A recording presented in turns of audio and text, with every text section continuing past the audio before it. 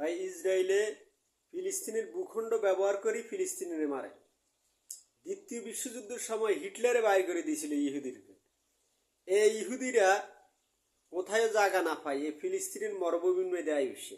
তো ফিলিস্তিনে তো মুসলমান তো একটি দরদ করে তাদেরকে দিছে অল্প গুদ্দু জায়গা, যে আপনারা এখানে থাকেন।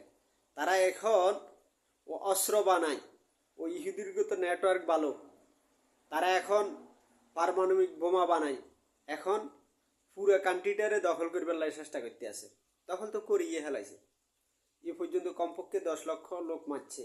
আর যখন 50 থেকে 60 বছর ধরে দ্বিতীয় বিশ্বযুদ্ধের পর থেকে তারা ফিলিস্তিনিদেরকে মারতে আছে।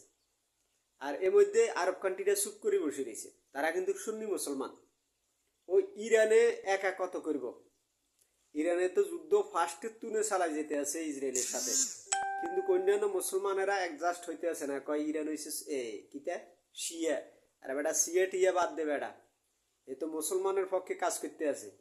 তোরা ইরানের সাথে সবাই একসাথে যায়, ইহুদি এই জায়গার থেকে উড়ে যাবে বেটা।